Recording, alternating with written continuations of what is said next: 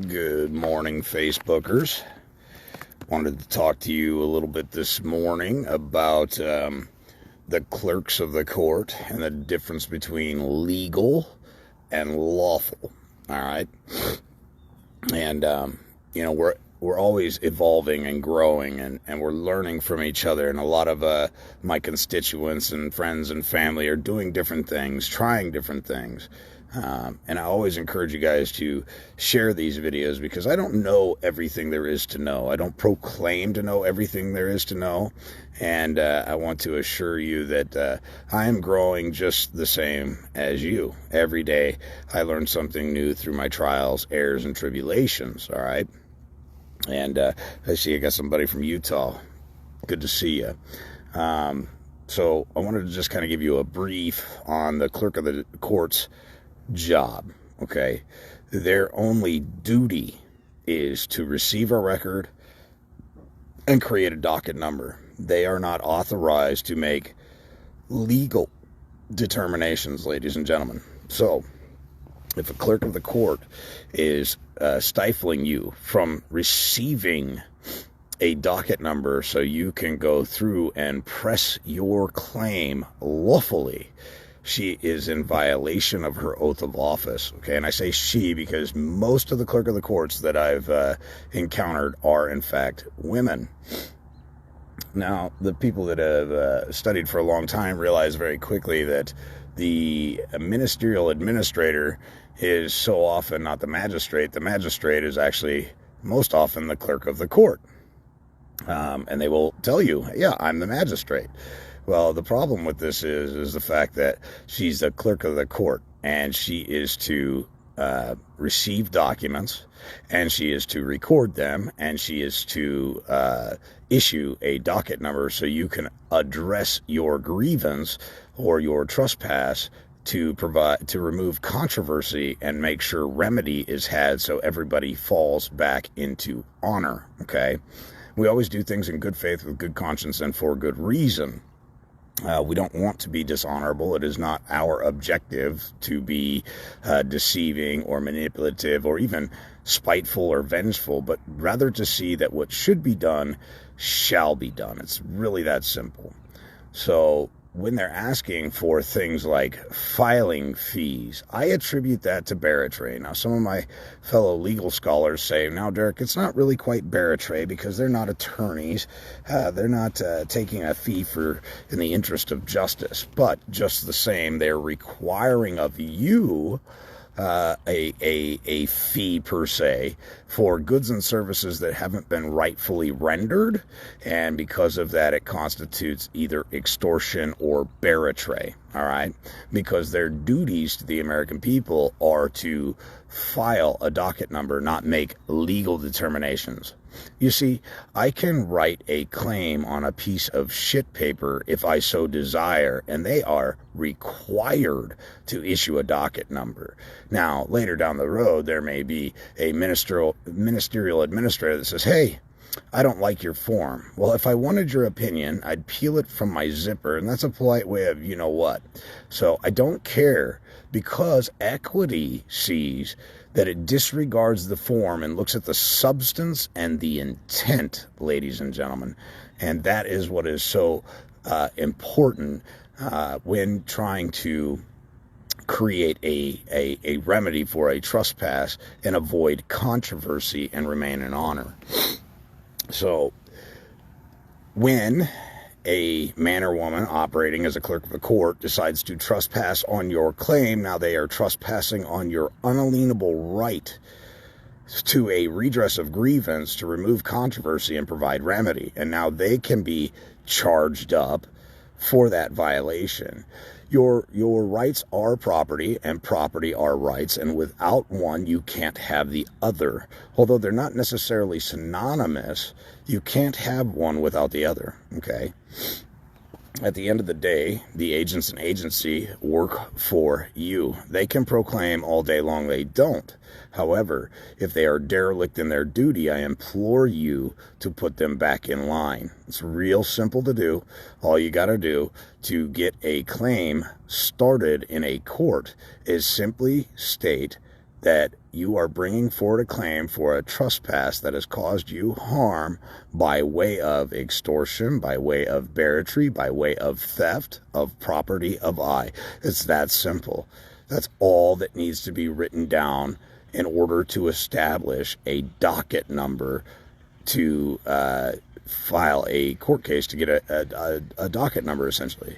From there, the next process that needs to be executed, once you have your docket number, you need to realize that you are the one moving the court. You are the one moving the claim. So the next thing that needs to be filed in your court is going to be your statement of facts. But you can't get a statement of facts until you have done due process of law by putting the opposing party, the other man or woman, on notice of being a wrongdoer and what they did that caused you harm that you believe to be a trespass, and that your intent is to provide remedy or to make good the wrong that has occurred by the restoration of your property, which is ultimately your rights. So I just wanted to touch base with you this morning on that. Secondly, we'll go into agents and agency on the side of the road. A lot of people end up in court, and it's called a traffic court, which really isn't even a court. It's a contract issue. And the motor vehicle code safety enforcement officer, who really works on behalf of the principal to generate securities on the side of the road, all while absconding from paying the transfer tax, okay, so that's tax evasion, is alleging that somehow the statutes, codes, city ordinances, rules, and regulations apply to you, that the motor vehicle code is applicable to you as a man or a woman, while you are not directly engaged in commerce, okay? The only way that these people have the ability to stop you on the side of the road is if you are engaged in commerce. Now, they can stop you all they want. The only question that need come out of your mouth is, what is your reasonable, articulable suspicion that I'm engaged in a crime, about to commit a crime, or have committed a crime? Okay? Well, you didn't. I pulled you over today because, you were speeding. So you're alleging that I violated a code? Yes. Okay, so we've established that I haven't broken the law. I've violated a code, correct? Yes, that's correct. All right, so I need your license, registration, proof of insurance. Oh, I have no problem. Is that an order? I'll give you a license, registration, and proof of insurance, although I'm not obligated to. But if you're ordering me to do that, I would be more than happy to provide you that. But understand this, comprehend this. Be well received. I don't work for free, and just compensation will be due and owing. I will give you the things that you request of me for $1,000 per order. Okay? Now, they might say, fine, just give it to me. Well, I need your name, your badge number, and the agency you work for. And to make this short and sweet, you could just provide me a business card or 3 forms of ID. Now, it's not the law that they have to identify. It's their corporate policy. However, if they refuse to identify, what they're actually doing is obstructing justice and creating a controversy. You see, on the side of the road, they're led to believe, they are taught in their police academy training, that they are the authority. People will fear you, or they will respect you, or you can beat it into them, tase it into them, and if need be, you can euthanize them. Well, that's an egregious breach of the public trust. It's a direct violation of their oath of office, because none of them are supposed to be accosting you against your will, absent a victim, absent a crime, absent affidavits that allege or purport that you're involved in a crime. Now, I want to make very clear on this.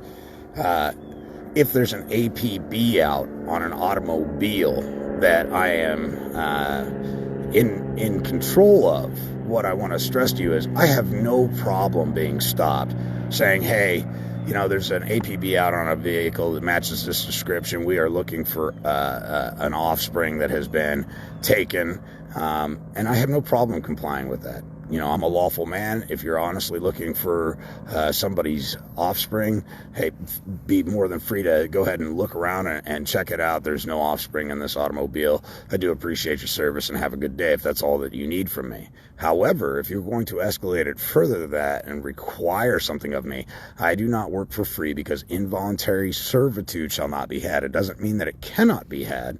If you volunteer, you volunteer. And equity does not aid a volunteer. However, if you realize very quickly that this agency is encroaching upon your liberties, your freedom to move to and from point A to point B unimpeded and unobstructed, now we have a situation where a contract is in order, and you can dictate the terms. If they're asking something of you, fine, so be it. I'll give you what you're asking for. I just need you to comprehend that it comes at a cost, okay? I am going to be compensated for my time, because my time is better spent elsewhere, all right? I have a right to live freely, peacefully, in pursuit of prosperity and happiness. A lot of people struggle with this. They go, oh, this is some sovereign citizen nonsense. I'm here to tell you right now, you can absolutely do this, and it absolutely works. And there is no alleged ministerial administrator in a black robe that is going to thwart your authority and say that you didn't have a right to be justly compensated for your time, okay? And if they trespass on your claim, then they become a party to your claim, because they are now a conspirator against your unalienable rights and your right to be compensated for your time while there was no crime afoot. So the next question to the agent and agency might actually be, what is your reasonable, articulable fact that you rely on to cost me against my will? You declared an emergency by turning on your lights. I was merely moving out of your way because you could be going to help my grandmother, my mother, my father, my sister, my aunt, my uncle. So I was doing the right thing by merely getting out of your way because you declared an emergency. But if you're stopping me to fleece me as a motor vehicle code safety enforcement officer, I am going to duly inform you that I am not engaged in commerce and you are outside the scope of your jurisdiction. And because you're requiring things of me, I have no problem providing those things that you ask for. But know this, I am going to be compensated by you in your private capacity for operating outside the scope of the Constitution for this state, okay, which you pledged an oath to. An oath is for life, okay? And people need to be cognizant of that. So that'll about wrap it up for this morning. Just wanted to help you out a little bit. But we addressed the clerk of the court and what motor vehicle code safety enforcement officers actually are. They're not peace officers, ladies and gentlemen. They're working for the DMV, enforcing codes on good men and women that they rightfully don't apply to. But the old adage, if you don't know your rights, you don't have any, okay? So I hope this helps you guys out. Share it with your friends and family, as always. You can join selfgovernance.com. That's SELFGOVERNANCE, the letter U.com, to help support me and of course, many others, if you like. Check out the law library. It comes for a donation. We also have a land patent class that we just completed. We have a how to beat the banks class. There's a tax course coming up real soon, and we're going to show you guys how to enforce your claims. I'm currently doing it right now. I am a man of means. I do exactly what I tell you guys I've been doing or what I'm about to do. I don't play games. I'm not here to get rich off people who are less than inclined to understand what I speak of. I'm actually here as a man of means, doing exactly what I tell you I do, and showing you the proof is in the pudding, all right? I think it's important that when you follow people that you comprehend whether or not they're just regurgitating what they read, they're regurgitating what they see, or if they're actually a man or a woman of action. Follow the men and women that take action. There's plenty of us out there, all right? And we're yielding great results. So, for anybody that's involved with the city council, the county council. When these men and women are trying to force you to do something, understand this. Bind them to their words. Bind them to them and make them personally liable on the private side.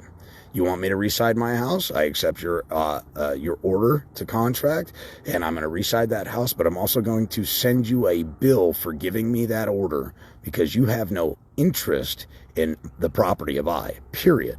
But if you're going to give me an order, I'm going to head and bill you up accordingly after I fulfill your order. All right? If you're going to give me an order, you are going to pay for it. So thank you very much for joining me. I appreciate you. 2 felonies. Frank, what are you talking about? 2 felonies for what? The court system likes to allege that they're felony charges or that they're criminal charges, but in truth, everything is a civil matter. And so if you can't prove the injured party, you better bring forward the contract that I knowingly, willingly, and intentionally entered into. You know what's funny about the DMV and the contract with the DMV? It really doesn't exist. You want to know why?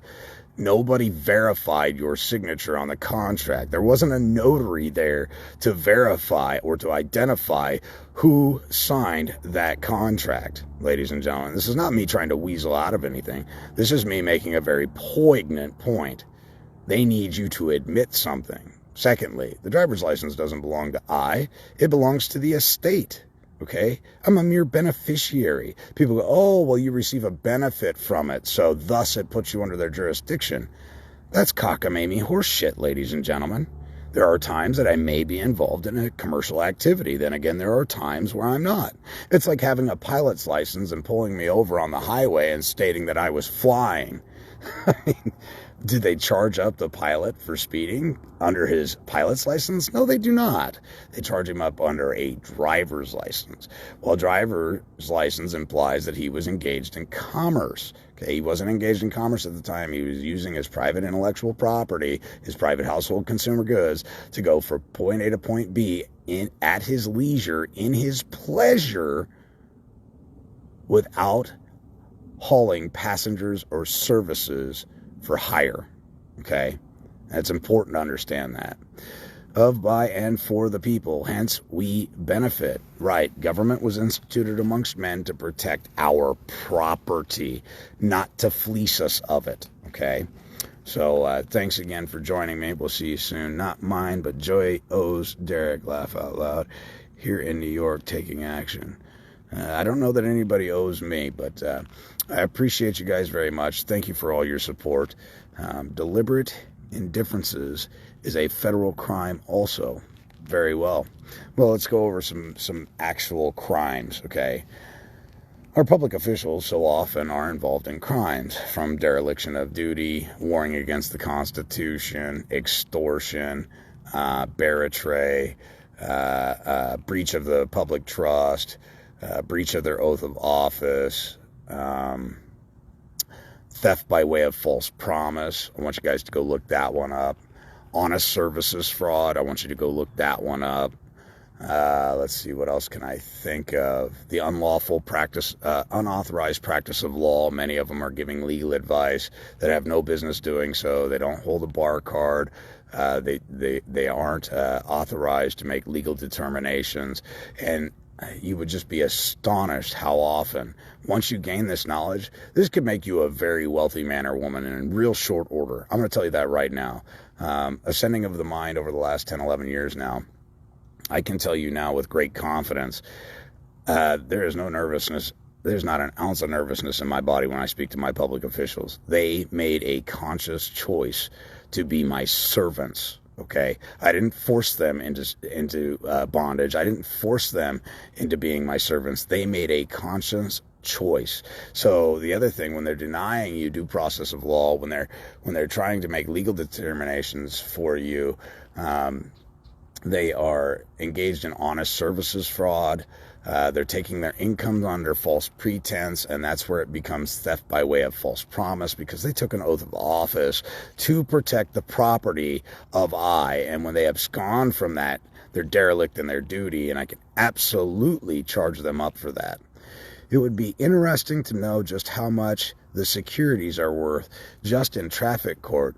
Well, I will tell you this. I had a DTC agent that I was working with for a brief moment in time. He asked me to stop videotaping the clerk of the courts and live streaming the courts because, one, I was putting my life in danger, and two, he wouldn't be able to help me if I continued to do so because it would threaten his family's life. He asked me to stop doing it.